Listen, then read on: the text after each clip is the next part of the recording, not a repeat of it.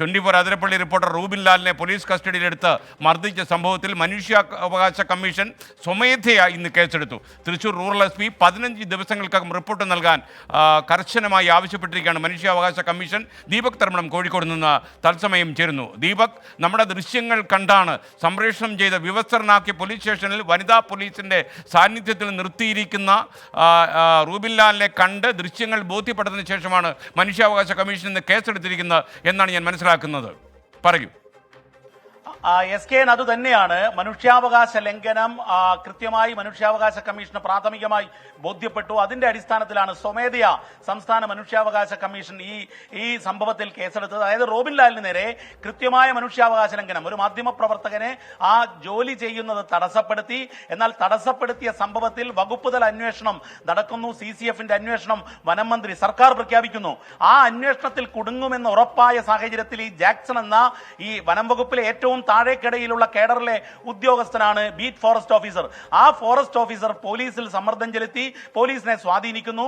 ഒരു IP, അതായത് Henrique എന്ന ഈ IP പാതിരാത്രിയിൽ പോയി ഈ മാധ്യമപ്രവർത്തകനെ പിടിക്കുന്നു. ഈ എല്ലാ ഉദ്യോഗസ്ഥരും പറയുന്നത് ഇങ്ങനെ പിടിക്കേണ്ട കാര്യമില്ല. ഇന്ന് ADGP മുതൽ നോർത്ത് സോൺ IG വരെയുള്ള നിരവധി ഉദ്യോഗസ്ഥരോട് സംസാരിച്ചു. ഇവരെല്ലാം പറയുന്നത് ഇങ്ങനെ അറസ്റ്റ് ചെയ്യേണ്ട ഒരു സാഹചര്യവുമില്ല എന്നുള്ളതാണ്. ആ സംഭവത്തിലാണ് ഇപ്പോൾ മനുഷ്യാവകാശ കമ്മീഷൻ സ്വമേധയാ കേസെടുത്തിരിക്കുന്നത്. തൃശൂർ റൂറൽ SP 15 ദിവസത്തിനകം വിശദമായ അന്വേഷണം നടത്തി. അതായത് ഈ കള്ളക്കേസ് ഉൾപ്പെടെ ഈ മർദ്ദനം ഉൾപ്പെടെയുള്ള എല്ലാ കാര്യങ്ങളിലും അന്വേഷിച്ച് റിപ്പോർട്ട് നൽകണം എന്നുള്ളതാണ് മനുഷ്യാവകാശ കമ്മീഷൻ പറയുന്നത്. SKN ഈ ഘട്ടത്തിൽ മറ്റൊരു കാര്യം കൂടി പറയട്ടെ.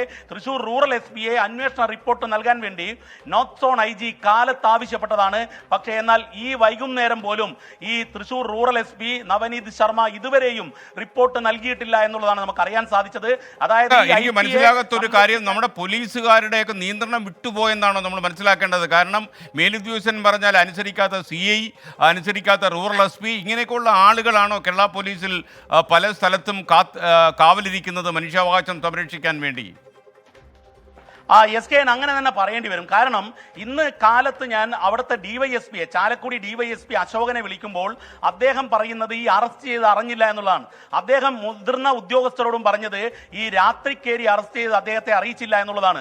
വിവസ്ത്രനായി സ്റ്റേഷനിൽ നിർത്തിയ കാര്യത്തെക്കുറിച്ച് മുതിർന്ന ഉദ്യോഗസ്ഥർ DYSPയോട് ചോദിച്ചപ്പോൾ അങ്ങനെ സംഭവിക്കുന്നില്ല എന്ന് അദ്ദേഹം ന്യായീകരിച്ചു. ആ ഘട്ടത്തിലാണ് മുതിർന്ന ഉദ്യോഗസ്ഥർ, അതായത് ADGP MR അജിത് കുമാർ, അതുപോലെ തന്നെ നോർത്ത് സോൺ IG സേതുരാമൻ, ഇവർ കൃത്യമായി പറയുന്നു CCTV പരിശോധിക്കാൻ. CCTV പരിശോധിച്ചപ്പോൾ DYSPക്ക് വ്യക്തമാകുന്നു വിവസ്ത്രനാക്കിയാണ് സ്റ്റേഷനിൽ നിർത്തിയത്, പാതിരാത്രിയിലാണ് കൊണ്ടുവന്നത്. പക്ഷേ എന്നാൽ മർദ്ദനം നടത്തുമ്പോൾ പോലീസുകാർ സാധാരണ സ്റ്റേഷനിൽ CCTV ദൃശ്യങ്ങൾ പതിയാത്ത സ്ഥലത്ത് കൊണ്ടുപോയി മർദ്ദിക്കുക പതിവാണ്. അതുതന്നെ ഈ കാര്യത്തിലും സംഭവിച്ചിട്ടുണ്ടാകും എന്നുള്ളതാണ് നമ്മൾ അനുമാനിക്കുന്നത്. കാരണം മർദ്ദന ദൃശ്യങ്ങൾ ഇല്ലെന്നതാണ് നമുക്ക് ലഭ്യമാകുന്ന വിവരം. പക്ഷേ എന്നാൽ റൂബിൻ ലാലിനെ ജീപ്പിലിട്ട് മർദ്ദിച്ചു, അത് കഴിഞ്ഞ് സ്റ്റേഷനിൽ വെച്ച് മർദ്ദിച്ചു എന്ന് റൂബിൻ ലാലും റൂബിൻ ലാലിന്റെ ബന്ധുക്കളും സ്ഥിരീകരിക്കുന്നുണ്ട്. SKN ഏതായാലും ഒരു കാര്യം വ്യക്തമാണ്, കൃത്യമായ മനുഷ്യാവകാശ ലംഘനമാണ് അതിരപ്പള്ളി പോലീസ് ചെയ്തത്. ആ ഹെൻറിക്കിന്റെ എൻട്രി കാർഡ് കട്ട് ചെയ്യേണ്ട സമയം അതിക്രമിച്ചു എന്നുള്ളത് സത്യമാണ് SKN. കാരണം മൃദുഭാവയെ ദൃഢകൃത്യ എന്നുള്ളതാണ് കേരള പോലീസിന്റെ ആപ്തവാക്യം. പക്ഷേ എന്നാൽ അതല്ല നടന്നിരിക്കുന്നത്. ഇത് സ്വന്തം ആവശ്യത്തിന് വേണ്ടി ഒരുപക്ഷെ ഈ കാട്ടുപന്നി ഇറച്ചിയുടെ സ്വാദിനെ കുറിച്ചായിരിക്കും. കാരണം SKN ഇതിലൊരു പ്രധാനപ്പെട്ട കാര്യം, ഇത് കാട്ടിൽ നടക്കുന്ന ഇത്തരം മരണങ്ങൾ, ഈ വന്യജീവികളുടെ മരണങ്ങൾ ഈ വനം വകുപ്പിലെ കീഴുദ്യോഗസ്ഥരുടെ ഒരു പ്രധാന പണമിടപാടിന്റെ കാര്യം കൂടിയാണ്. അതായത് ഒരു ആക്സിഡന്റിൽ ഒരു വാഹനമിടിച്ച് ഒരു കാട്ടുപോത്ത് മരിച്ചാൽ അതിലൂടെ കാശുണ്ടാക്കാൻ പറ്റും. കാരണം മാധ്യമങ്ങൾ ദൃശ്യങ്ങൾ എടുത്താൽ അത് OR രജിസ്റ്റർ ചെയ്യുകയും വനം വകുപ്പിന്റെ കണക്കിലേക്ക് മാറുകയും ചെയ്യും. എന്നാൽ അതില്ലാതെയാണെങ്കിൽ ഇവർക്ക് അത് മാംസമായി, ഈ കൊമ്പുകളായി, തോലുകളായി വിൽക്കാനുള്ള സാഹചര്യമുണ്ട്. ആ സാഹചര്യമാണ് റോബിൻ ലാൽ ദൃശ്യങ്ങൾ എടുക്കുമ്പോൾ ഇല്ലാതായത് SKN. അതുകൊണ്ട് തന്നെയാണ് ഇത്തരത്തിലൊരു വേട്ടയാടൽ റോബിൻ ലാലിന് നേരെ ഉണ്ടായതെന്ന് വേണം നമുക്ക് കരുതാൻ. അത്തരം വിവരങ്ങളാണ് ലഭിച്ചുകൊണ്ടിരിക്കുന്നത് SKN. Okay, thank you Deepak തർമ്മണം. എന്തായാലും വനം വകുപ്പ് അദ്ദേഹത്തിൻ്റെ പേരിൽ അടിസ്ഥാനരഹിതമായ കേസെടുക്കുന്നു, കള്ളക്കേസിൽ കുരുക്കുന്നു. അവിടെയെല്ലാം രഹസ്യമായും പരസ്യമായും ചില പോലീസ് ഓഫീസേഴ്സ് നമ്മോട് പറയുന്നത് ഈ കാട്ടുപന്നിയുടെ ഇറച്ചിയുടെ ടേസ്റ്റ് ഒരു പ്രധാന ഘടകമാണ് അതിരപ്പള്ളിയിൽ. മാത്രമല്ല അതിരപ്പള്ളിയിൽ അവിടെ വാഴച്ചാൽ ഏരിയയിലുള്ള ഒരുപാട് ആദിവാസി കോളനികളൊക്കെ സന്ദർശിച്ച് ഞങ്ങൾ പരമ്പരകൾ സംപ്രേഷണം ചെയ്തിട്ടുണ്ട്. ഈ റൂബിൻ ലാൽ തന്നെ ഈ വനംവകുപ്പിൽ നടക്കുന്ന അഴിമതിയും കാട്ടുകൊള്ളയും ഒരുപാട് റിപ്പോർട്ട് ചെയ്തിട്ടുണ്ട്. ഞങ്ങൾ തന്നെ പല വാർത്തകളും എക്സ്പോസ് ചെയ്തിട്ടുണ്ട്. നീതിമാൻ്റെ രക്തം പലപ്പോഴും എക്സ്പോസ് ചെയ്യപ്പെട്ടിട്ടുള്ള സാഹചര്യത്തിൽ ഇയാൾ അവരോട് പോരാടുന്ന ആളെന്നുള്ള ഇയാളോട് തീർത്താ തീരാത്ത പക അവിടുത്തെ പോലീസ് വനം വകുപ്പ് നെക്സസിനുണ്ടെന്ന് ഞാൻ മനസ്സിലാക്കുന്നു.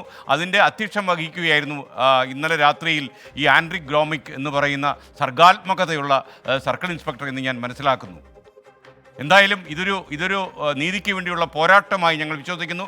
ഈ പോരാട്ടം ഞങ്ങൾ തുടങ്ങി വെച്ച് കഴിഞ്ഞു.